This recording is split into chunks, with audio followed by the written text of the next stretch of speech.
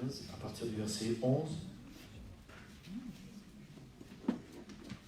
Alléluia. Je pense qu'on va avoir des retours aussi, des témoignages de guérison. Quand vous êtes guéri comme ça, par la prière, par le Seigneur, c'est bien de le faire remonter et de partager votre témoignage, parce qu'il y a d'autres gens qui luttent pour saisir la guérison et ça va les aider. Donc faites remonter les témoignages, parce qu'il y en a, on les entend, mais tout le monde ne les entend pas. Une petite chose aussi par rapport à la Sainte Seine, quand on a appris tout à l'heure, on a parlé sur la guérison, il y en a qui sont venus avec foi. Quand tu vas au médecin, par exemple, qui te prescrit un médicament, quand tu prends le médicament, est-ce que tu es guéri instantanément? C'est rare. Il n'y a aucun médicament qui te guérit instantanément. Des fois, tu prends un traitement pendant des mois et ça s'améliore. Des fois, au bout de quelques prises, ça commence à s'améliorer. Mais tu ne dis pas, ah ouais, j'ai pris le médicament, au bout de 3 jours, il ne se passe rien, bah, ça ne vaut rien, j'arrête. Mais tu sais quoi, des fois, le chrétien fait ça. Il croit, il reçoit dans la foi. Mais Jésus dit, quand vous avez demandé quelque chose, croyez que vous l'avez reçu. Amen. Et vous le verrez s'accomplir. Donc c'est important que tu ne laisses pas, voilà, ça s'est vécu là, et puis demain, je vais penser autrement. Demain, je vais me réveiller, je ressens les mêmes symptômes, je me dis, ah ben ça ne sert à rien. Ah mais j'ai rien reçu. Si tu fais ça, c'est comme si tu enlevais la semence que tu avais reçue et que tu la jettes. C'est exactement comme si tu avais pris un médicament et que tu le recraches, ou que tu arrêtes de prendre le traitement. Tu dois croire et tu dois persévérer dans la foi. Souvent, le chrétien est trop passif. Souvent, le chrétien fait dépendre de la foi de quelqu'un d'autre sa guérison. Je vais demander à l'homme et à la femme de Dieu de prier pour moi et je serai guéri. Amen. Je dirais que ça marche quand tu es jeune chrétien et que tes jours sont comptés. C'est à ça que ça sert. Ça sert pour que des gens t'aident dans une foi que tu n'as pas encore. Mais c'est exactement la même chose si tu avais besoin du pasteur pour être sûr que tes péchés soient pardonnés toutes les semaines. Mais exactement, c'est ce qui se fait dans l'Église catholique. Tu viens, tu te confesses, tu prends et tu crois à chaque fois, parce que tu ne sais pas t'approprier toi-même le pardon qui est en Jésus-Christ. Mais si tu comprends la parole de Dieu, tu n'as pas besoin de... Tu sais que le sang de Jésus, tu sais comment utiliser les bienfaits de la croix pour vivre dans la grâce, pour vivre dans le pardon, c'est vrai ou c'est pas vrai? Et maintenir ta communion avec le Seigneur Jésus. Mais tu peux faire la même chose avec ta santé. Mais tu dois être actif dans ta foi. Donc si tu as cru, tu t'es approché avec foi, pense comme un médicament. J'ai pris mon médicament. Maintenant, je crois que ce médicament va agir. Alléluia. Amen. Et si au bout de quelques temps, je trouve que ça ne s'est pas assez amélioré, reprends une dose de médicament. Ce n'est pas interdit de reprendre la foi, ce n'est pas interdit d'utiliser la parole, ce n'est pas interdit de prendre la position de main, de prendre quelque chose, mais bats-toi pour ta foi, bats-toi pour ta guérison. Tu dois être actif aussi, ça ne dépend pas de la foi et du don de quelqu'un d'autre. Est-ce que vous êtes là? Amen. Amen. Ça, c'est une parenthèse pour ce qui vient de se passer. Et maintenant, j'ouvre quelque chose pour ce qui est en train d'arriver. Alléluia. Amen. Donc, on est dans cette campagne, dans ce mois du fils et des filles prodigues. Et notre désir, c'est vraiment de... Et je le dis pour ceux qui suivent en ligne aussi. C'est pour dire, ici, c'est la maison du Père. L'Église est la maison du Père. Un jour, quelqu'un m'a dit, je reviens si tu m'acceptes dans ton Église. Je lui dis, mais ce n'est pas mon Église. Et si Dieu t'a accepté, qui suis-je pour ne pas t'accepter? Et même si j'avais une attitude fermée envers toi et que je ne prendrais pas l'attitude de t'accepter, mais ça ne change rien au fait que Dieu t'a accepté. Amen. Si tu reviens à Dieu, Dieu t'accepte et tu fais partie de sa maison. Tu es membre du corps de Jésus-Christ. À partir du moment où tu appartiens à Christ et que Christ vit en toi, tu fais partie de l'Église. Qu'on t'aime ou qu'on t'aime pas, qu'on t'apprécie ou qu'on t'apprécie pas, que toi-même tu sois agréable ou pas agréable, tu fais quand même partie de la construction. Alléluia. Amen. Et je veux te dire, toi qui étais et qui es plus présent dans la communion, mais je voudrais te dire sur le bienvenu. Et je voudrais te dire, on ne va pas te demander des comptes, on ne va pas te demander pourquoi tu n'es pas là. On voudrait juste te dire que ta place est vide. Et le vide n'est pas simplement à l'endroit où tu étais, mais il y a un vide aussi dans ta vie qui vient de ce que Dieu voudrait remplir pendant que tu prends cette place. Et c'est dans ton intérêt, c'est dans ton but que tu as besoin d'être là. Alléluia. Amen. Personnellement, je suis béni par la place que je prends dans mon rôle et dans le corps de Christ. Et je sais que tu as besoin de prendre cette place pour être béni aussi. Et nous le savons. Et c'est pour ça que pendant ce mois, d'une manière spéciale, ces portes ouvertes, ces cœurs ouverts, et on veut que tu reviennes, on veut que tu puisses revenir, toi, ta maison, ta famille, et on va chacun de nous être ces pères du fils prodigue, ces mères des filles prodigues, pour que les enfants puissent revenir à la maison, reprendre leur place, reprendre le chemin et retrouver la bénédiction, la grâce qu'ils avaient. Alléluia. Que le Seigneur lui-même te donne la nostalgie de la maison. Quand le fils prodigue était loin, il a dit, mais combien d'ouvriers chez mon père? Même pas les enfants, les ouvriers. Ils ont du pain en abondance. Et moi ici, je suis en train de souffrir. La vie chrétienne est une vie de combat, c'est une vie difficile. Mais il y a une chose plus dure et plus difficile que la vie chrétienne, c'est sortir de la vie chrétienne. Ah, ça je te garantis. En fait, c'est ça le truc. C'est que si tu dis, oh, c'est trop dur d'être chrétien, j'en ai marre, il y a trop d'exigences, c'est difficile, je vais prendre des vacances, je vais me relâcher un peu. Mais tu tombes dans quelque chose qui est plus dur encore. Moi, si je pouvais me la couler douce, comme Balou dans le livre de la jungle, ça me plairait aussi, hein. Mais c'est pas réel, ça n'existe pas. Il y a la guerre autour de nous. Le monde est comme ça. Si tu ne te bats pas pour avancer, tu recules. Donc j'ai compris que je devais me battre pour avancer. Et j'essaie de le faire de mieux en mieux. Alléluia. Et c'est ce que je voudrais te dire. Je voudrais te dire, tu es le bienvenu à la maison. Vous êtes les bienvenus à la maison. Et reprends ta place. Reprends le bon combat de la foi. Dieu va t'aider. Dieu va t'aider à vaincre les choses qui peut-être ont commencé à gagner du terrain sur toi. Et c'est tellement plus facile dans la communion des saints. C'est tellement plus facile dans la communion du Saint-Esprit avec une parole. Quand je vois le témoignage qu'on a entendu, hein, comment en 12 heures depuis hier et au travers d'un culte ce matin, tu as saisi quelque chose qui te ronge depuis des années. Quelque chose qui est très difficile et qui humainement est impossible à pardonner. Mais tu l'as fait, que Dieu soit loué. Mais c'est des choses qui arrivent aussi dans la maison. C'est des choses qui sont dans la maison du Père. Donc c'est plus facile dans la maison du Père. Le combat dans la maison du Père est plus facile que tous les combats qui vont arriver si tu restes à l'extérieur. Donc sois le bienvenu, tu es chez toi, tu as ta place, reprends ta place. Et comme dit Paul, oublions ce qui est en arrière et on se porte vers ce qui est en avant. Parce que ce qu'on désire, c'est que tu progresses et qu'on progresse tous ensemble. Alléluia. Amen. Alléluia. Vous savez, ce que je vous demande, si un jour je suis celui qui est derrière, venez me chercher. Si un jour j'ai fait ce qu'il ne faut pas, venez pas me chercher à coup de bâton en me disant « Ouais, toi le pasteur, tu nous as dit ça, et maintenant regarde, tu fais le contraire. » Ça ne m'aidera pas à revenir. Même si j'ai fait le contraire de ce que j'aurais dû. Mais venez, avec grâce, venez m'aider. Rappelle-toi, tu nous as bénis. Et maintenant regarde-toi. Tu as besoin, mais on va t'aider. On va t'aider, tu peux remonter ça, t'inquiète pas. Tu peux vaincre la honte. Il y a des moyens pour t'en sortir. On veut t'aider, on veut être tes amis. Je ne suis pas infaillible.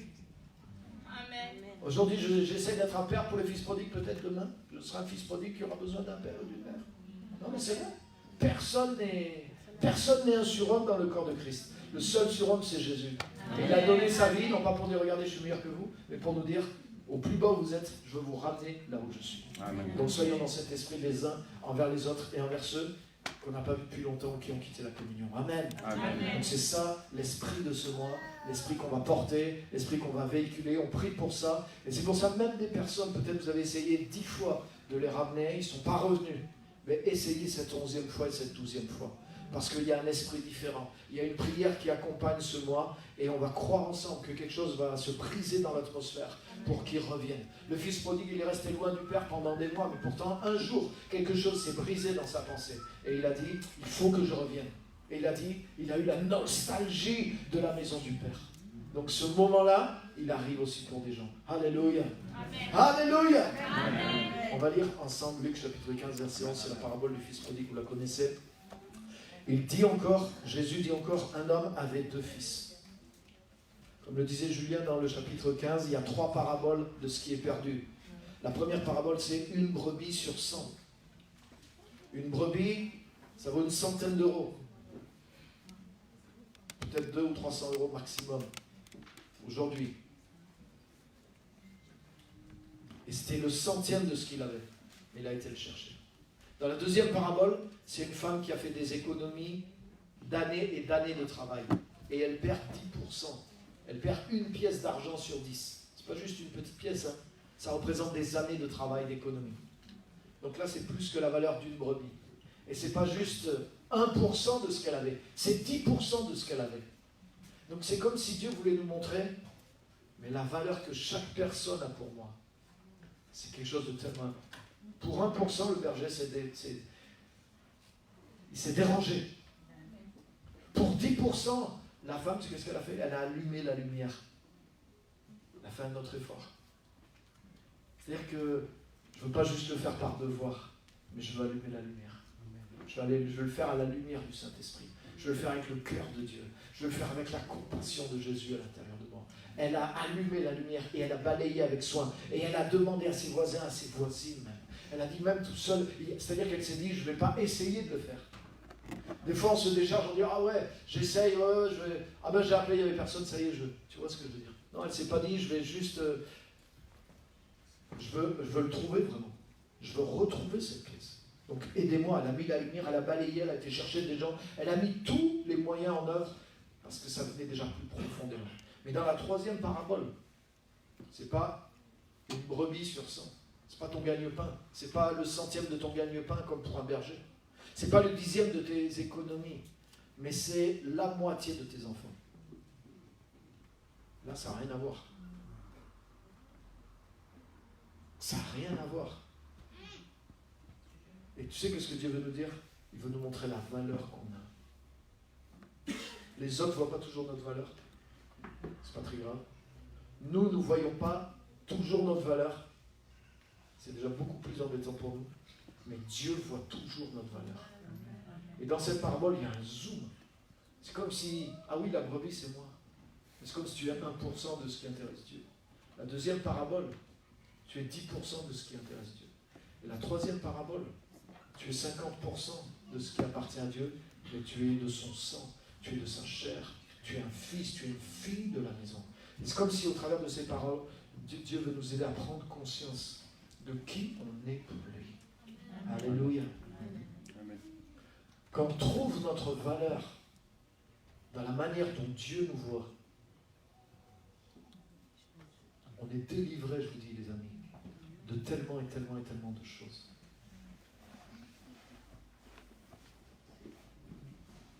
Et j'aimerais te dire, ça va arriver d'un seul coup, dans un week-end de rencontre.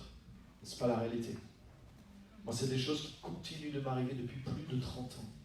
Je grandis dans ça.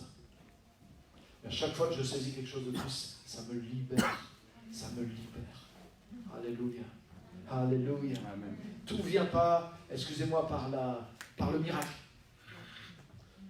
Toutes les délivrances ne sont pas instantanées et miraculeuses. Des fois, c'est des schémas de pensée qui sont profonds, dans tous les hommes aussi, et qui sont accentués par les événements, les circonstances de ta vie. Par exemple, dans ton témoignage. Si vous écoutez le témoignage de la pasteur Simone, par exemple, je dévoile rien de ce qu'elle a déjà prêché et dit. Elle a été abusée pendant son père pendant des années. Quand elle a eu le premier contact avec le christianisme et quand on lui a dit Dieu est un père, elle a dit mais moi je ne veux surtout pas un père. Donc elle s'est réfugiée dans les bras de Marie.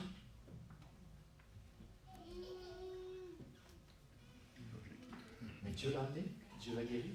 Aujourd'hui, elle sait ce que c'est l'amour de Dieu, l'amour du Père. Mais imagine, c'est normal. Mais ça prend du temps, ces choses-là aussi.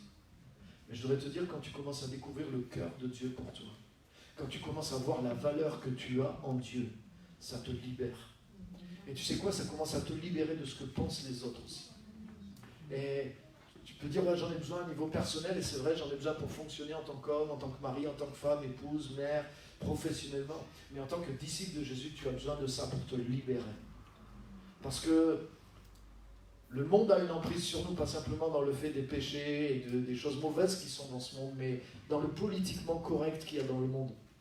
Et être disciple de Jésus, c'est un moment, tu deviens un marginal. Même si tu es bien inséré dans la société, mais tu deviens bizarre pour bon nombre de gens. Et vivre vraiment, en fait, plus tu grandis dans la sagesse de Dieu, plus tu deviens fou aux yeux des gens. Donc si tu veux assumer cette folie, tu as besoin d'être délivré du regard que les autres ont sur toi. Et ce n'est pas toujours évident. Et c'est pour ça que tu as besoin de cette révélation de Dieu. Dieu veut te montrer la valeur que tu as à ses yeux. Dieu veut te montrer la valeur que tu as pour lui. Et dans les trois cas, c'est quelque chose qui était perdu. Donc si tu as de la valeur, si tu as cette valeur pour Dieu, ça veut dire que tu sais quoi, dans les trois paraboles, Dieu dit, je ne veux pas continuer tant que tu es perdu. C'est ça qu'il dit. Le berger, il a 99 brebis. Tu peux dire, tu sais quoi? Tu pourrais dire, amène-moi 2 béliers. Mais tu vas voir, je vais passer de 100 brebis à 150. Ben oui. Avec 2 béliers et des brebis, dans 6 mois, j'ai 150 brebis. Je vais oublier celle qui était perdue. Mais le berger, tu crois qu'il ne connaît pas? Il connaît tout ça. Mais il dit, je me rappelle 7 brebis là. Et je ne veux pas continuer tant qu'elle n'est pas là. La femme, elle a gagné 90% de ses avoirs, elle pourrait dire. Je vais réinvestir ces 90%, je vais me refaire. Elle a dit, je ne continue pas tant que je n'ai pas récupéré l'autre. Et le père, il aurait pu dire aussi, j'ai un héritier, lui au moins, il ne va pas bousiller mon héritage, et ben, c'est lui qui aura tout. Je déshérite l'autre, j'oublie ce que l'autre, il a dit non, je ne continue pas tant qu'il n'est pas revenu. Et il attendait qu'il revienne. Alléluia. Amen. Ça, c'est ton Dieu. Ça, c'est mon Dieu. Ça, c'est ton Dieu aussi. C'est-à-dire qu'il ne veut pas continuer sans toi. Tu te rends compte? Ça veut dire que nous, on est capable de penser, je vais essayer de continuer sans lui. Même des fois, ce n'est pas décidé, mais c'est ce qui nous arrive. Mais lui, il dit, je ne veux pas continuer sans toi. Alléluia. Amen. Alléluia. Amen. Il est comme ça. Il est comme ça. Il veut que de nouvelles personnes soient gagnées. Mais il ne veut pas que ceux qui l'ont connu restent là. Je ne veux pas continuer sans toi. Je ne veux pas continuer sans toi.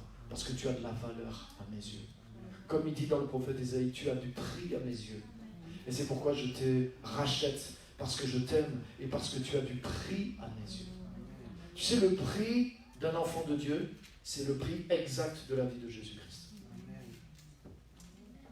Jésus-Christ a donné sa vie pour chacun d'entre nous. Ça veut dire que, tu sais, c'est le vendeur qui décide du prix de ses produits. Ce n'est pas l'acheteur.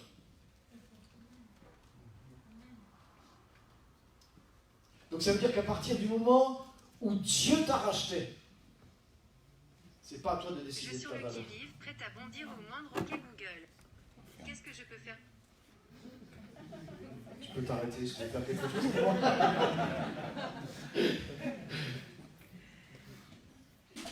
Une fois que Dieu t'a racheté, tu n'as pas le droit de décider de ta valeur. Dieu a fixé un prix pour toi. Dieu a échangé la vie de son Fils pour la tienne. Ça veut dire que Dieu a placé la valeur du prix de Jésus-Christ sur ma tête et sur ta tête. Ça veut dire que tant que tu es chrétien, même si tu barbotes en tant que chrétien, même si tu as l'impression de ne pas faire grand-chose en tant que chrétien, tu es enfant de Dieu. Le prix que Dieu a mis sur toi, c'est la valeur même de son Fils Jésus. Il y a des dizaines de versets dans la Bible qui disent ça. Par exemple, Jésus dit à ses disciples, « Comme le Père m'a aimé, moi aussi je vous ai aimé. » Comme. Il ne dit pas 80%. Comme le Père m'a aimé, moi aussi je vous ai aimé. Demeurez dans mon amour. C'est extraordinaire. Et honnêtement, il faut de la foi pour le croire. Moi, quand je me regarde, tel que je suis, pourtant je suis super. Demande à ma femme. Ça va la femme? Moi j'ai négocié pour qu'elle fasse ça pour la ça va me coûter cher après, mais bon, elle l'a fait. Je vais le faire, j'ai dit, bon, à ce moment-là, chérie, t'en rappelles, on a répété tout, il faut que j'applaudisse. Bon, tu sors ta liste. Ça a marché. Ouh. Mais moi, je me connais un peu de l'intérieur aussi. Donc j'ai besoin de foi. J'ai besoin de foi. Dire Dieu m'aime, pourquoi pas. Mais dire, Dieu a mis la valeur sur moi de celle qui est en Jésus-Christ, c'est une révélation. Il faut de la foi pour croire ça. Mais j'apprends à le croire. J'apprends à le croire.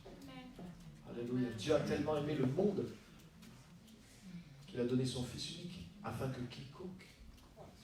On dit, ah, Dieu a fait ça pour le monde entier. Ah bah oui, ça valait le coup parce qu'il y a des milliards de gens. Mais ça passe du monde à un quiconque. Et ce quiconque, c'est toi et c'est moi. Amen. Afin que quiconque croit en lui. Donc ça veut dire qu'il a mis le prix, pas sur une masse simplement, mais sur chaque individu. Amen. Et sur chacun de nous. Alléluia. Le prix de notre achat, c'est Jésus. Ça veut dire que notre valeur égale celle de la vie et de la mort de Jésus-Christ. Et c'est ce qui fait que je ne vais pas faire n'importe quoi avec ma vie.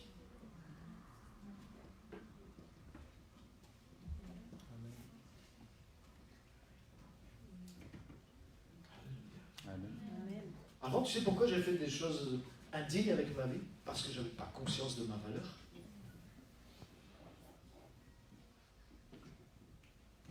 Personne ne va mettre 1000 € pour acheter un Coca-Cola. Mais si tu arrives dans le pays, quelqu'un arrive dans le pays, il a 1000 €. Admettons, tu arrives d'Afrique, tu vois le franc CFA, et puis on te donne un billet, tu as 1000 €, et tu crois que c'est 1000 CFA. Et je te dis, un Coca, c'est l'équivalent de 1000 CFA. Tu me donnes tes 1000 €. Moi, je te dis rien, parce que je suis un arnaqueur. Je vais ramasser tes 1000 €, je vais te donner un Coca. Parce que pour toi, 1000 CFA, ça va, un Coca, c'est correct. Mais là, c'est 1000 € que tu as donné.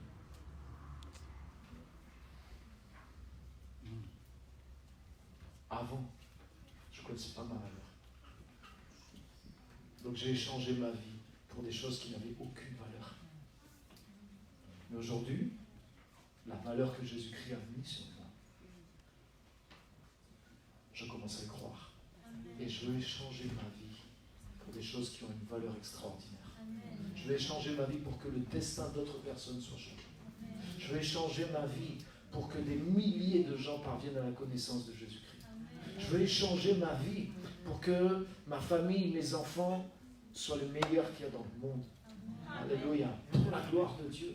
Je vais échanger ma vie pour que les gens qui sont dans cette église et qui en veulent pour Jésus-Christ deviennent des gens qui vont percer dans les nations. Peut-être vont sortir de nulle part. Mais je vais te dire, Jésus est sorti de Nazareth. Il est sorti de Galilée. Et les gens me disaient, est-ce qu'il y a quelque chose de plus bon qui peut sortir de Galilée? Jésus est né dans une étable. Tout ce qui brille n'est pas d'or. Mais il faut les yeux pour voir ce qui a de la valeur. Et si tu as les yeux de Dieu, tu vas découvrir ce qui a vraiment de la valeur. Et tu dois commencer par voir toi-même et ta propre vie. Alléluia. Et c'est vrai pour chaque personne. Et je veux vous dire, Dieu a tellement aimé le monde que Jésus a sacrifié sa vie pour que chacun retrouve la valeur qu'il avait, que chacun retrouve la valeur qu'il avait perdue. Le diable nous a volé, le monde nous a volé, mais Jésus-Christ est venu pour qu'on retrouve la valeur qu'on avait et pour que cette pièce, cette brebis, ce fils prodigue, pas simplement « il est perdu, il est sauvé », mais maintenant qu'il a été retrouvé, il donne le meilleur. Tu sais, la brebis qui a failli être mangée, qui s'est retrouvée peut-être coincée dans les épines, qui a passé des nuits dehors toute seule et qui a vu les loups tourner, peut-être qui s'est fait un peu agresser, bouffer, le jour où elle redevient dans le troupeau, elle a envie de dire, mais moi je vais aider les autres qui ont envie d'aller faire des tours dehors pour les protéger, pour les garder, pour les faire grandir. Alléluia. Le fils qui a été perdu, une fois qu'il est revenu, tu sais quoi, il n'a pas dit, papa, refile-moi une deuxième fois l'héritage pour que j'aille le dépenser dans le monde avec les prostituées. Il a compris qu'il valait plus que ça. Il a compris qu'il pouvait faire quelque chose d'extraordinaire avec ce que son père avait mis entre ses mains. Alléluia. Alléluia. Et des fois, tu as besoin d'aller faire un tour dehors parce que tu es aveuglé.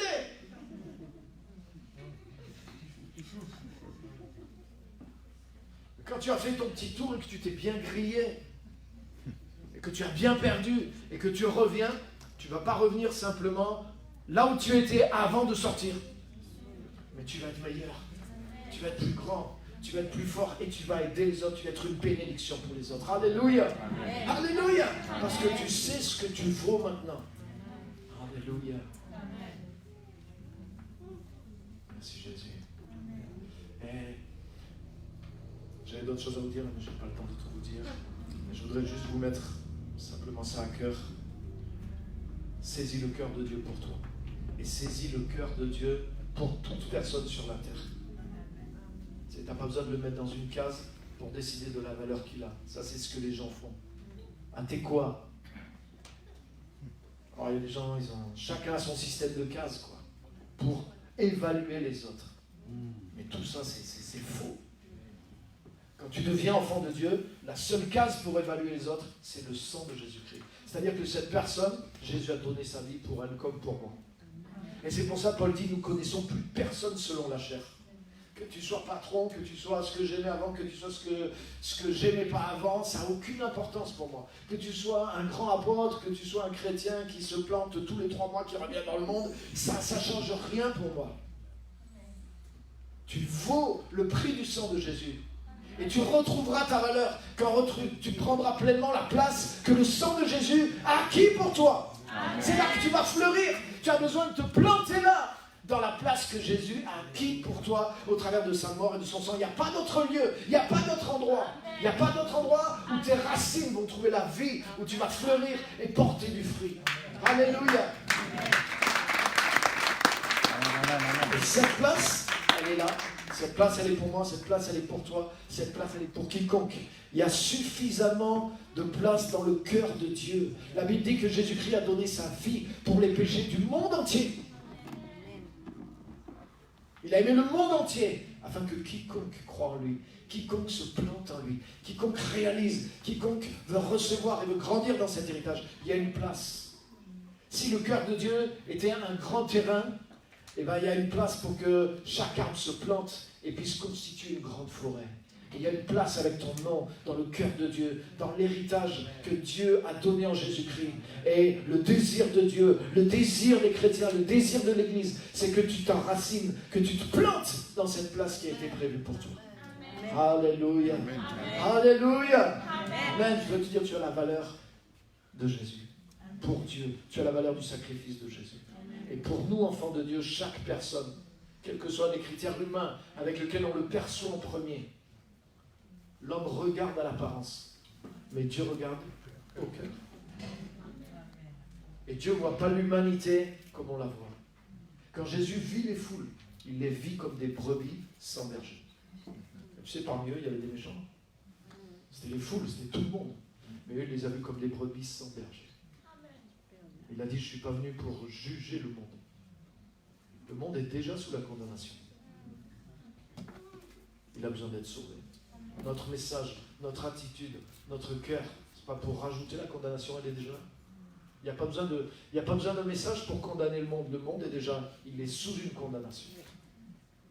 Ce que le monde a besoin et ce que Dieu a envoyé dans le monde, c'est un ministère de réconciliation, un ministère de salut. Alléluia. Alléluia. Et l'Église, les amis, ce n'est pas un bateau de plaisance. C'est un bateau de sauvetage. Amen. Pour aller récupérer ceux qui sont en train de se noyer dans l'eau. Donc même si c'est cool d'être à bord, même s'il y a des bons restaurants, de la bonne musique, et on ne peut pas faire que ça, alors qu'il y a des gens dehors qui sont dans l'eau. On va les récupérer, on va les aider à être avec nous. Alléluia. Et à profiter de ce qu'il y a dans le bateau aussi, pour qu'ils se restaurent et qu'ils aillent de l'avant. Et ce bateau-là, il grossit au fur et à mesure que les gens montent dedans. Il ne peut pas faire couler.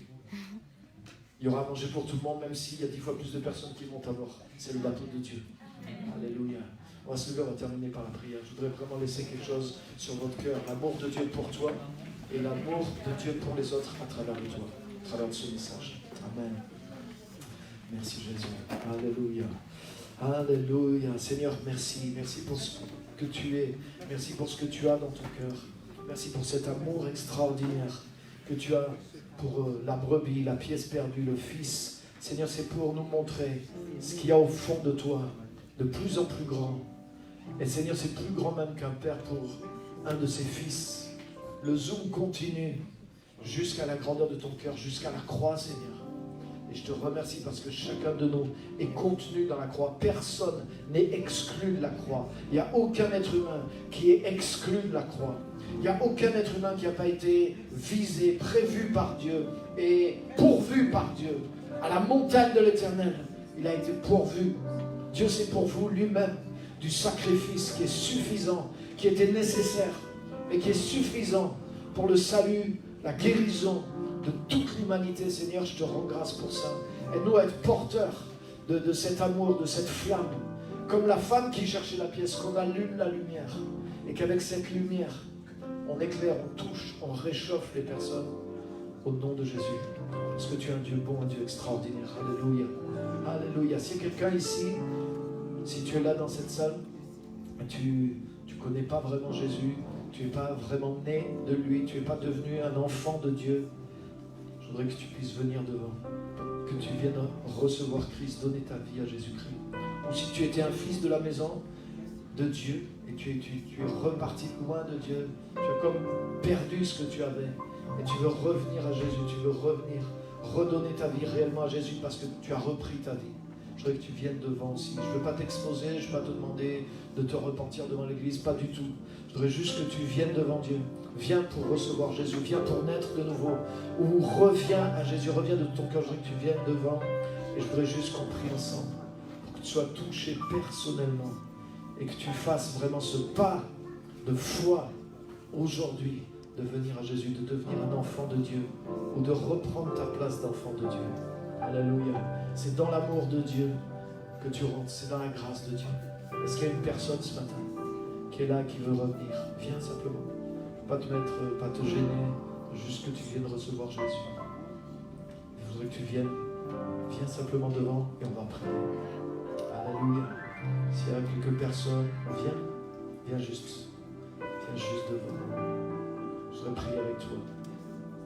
Alléluia. Ne crains rien. S'il y a une seule personne même, viens.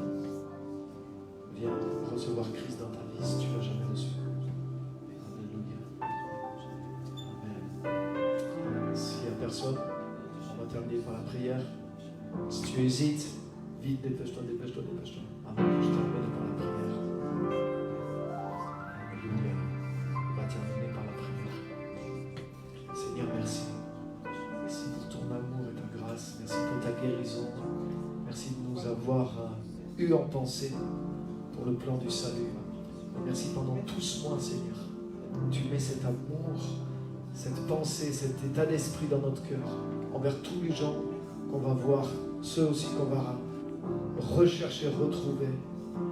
Et Seigneur, que au travers de tes bras, au travers de nous, les gens soient accueillis, soient touchés et que la grâce de Dieu les atteigne et les garde pour de bon en toi, Seigneur, et dans ton plan.